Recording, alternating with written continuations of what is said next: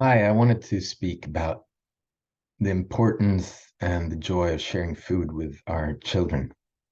Now, breaking bread together, gathering around a kitchen table um, once a day, once a week, just the family or with guests, big meal, a short meal, small meal, half an hour, 2 hours, whatever is possible. But I just want to circle a little bit around the importance really of having the ritual of mealtime, a time a day or a week when you sit down as a family, you sit down with your child or children, and you witness the alchemy of how taking life serves life, how different animals, different plants, and different liquids come from far away or locally, and that they are transmuted into something that helps us live, something that brings health and strength and resourcefulness to each one of uh, those of you seated at the table. Um, and and when we do that, we're role modeling not only healthy eating habits, but the routine of gathering and how we are with each other at this time of feeding ourselves on the bounty and generosity of Earth. So, you know, the there are a couple of things around eating together that are really valuable also for the family and for the children to learn.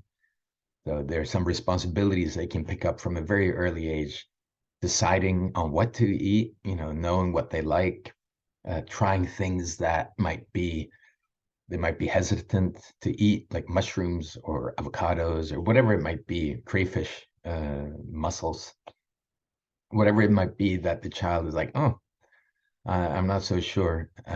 Or they can decide to eat what they love to eat, pasta with broccoli or whatever it might be, depending on their age, as always. So they can decide on the menu together with you, or at least influence what's on the table. They can come with you to the store to shop for it. They can participate in chopping and cooking and preparing their food. They can set the table beautifully or quickly, whatever works out. They can be there to clean up afterwards and help you do the dishes or wipe the table or whatever. So they have, a sense of involvement and engagement. And imagine even that they harvest some of the foods, or they know where they come from, and so they build relationships not only with you, not only with the responsibility of transforming this food into something that we can consume, but also to where it comes from and how it grows or how it lives. So there's so many ways in which uh, all these relations come together around the kitchen table when we bring our awareness and attention to it. And so it becomes an incredibly important learning environment for the child.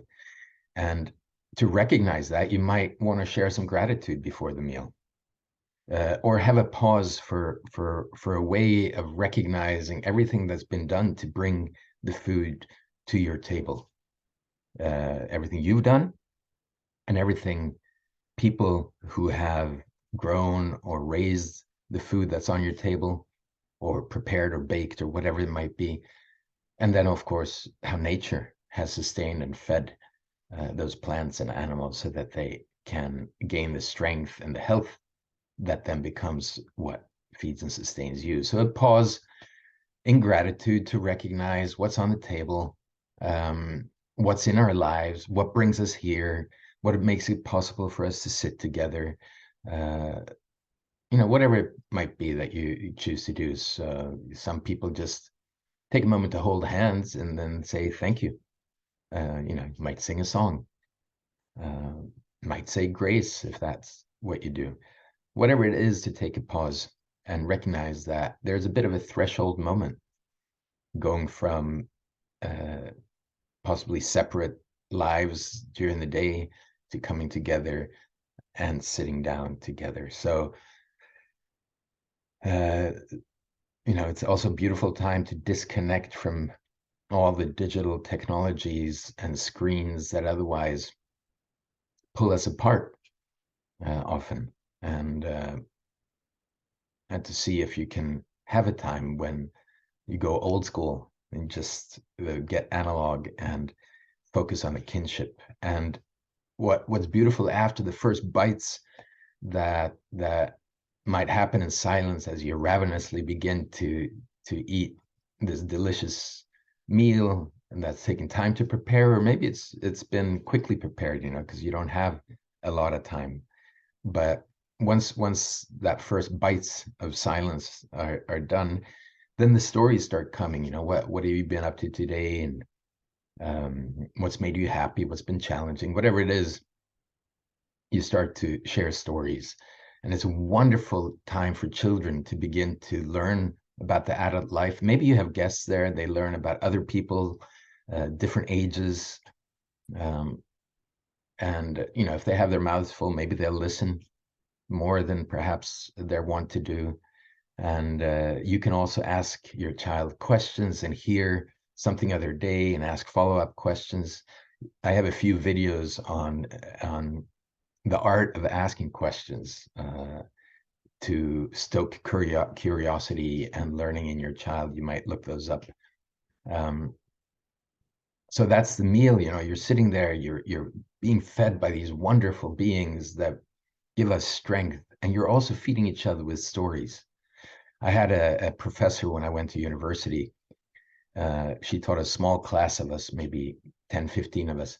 And whenever we entered the small classroom, there was a big table in the center, and on the table there was cookies and all kinds of buns and tasty things. Every class she had that. And I asked her, why do you serve that? That costs you money, it takes you time. And she says, well, I feed you and you feed me. So the dinner table is a place where we feed each other food and we feed each other stories and attention.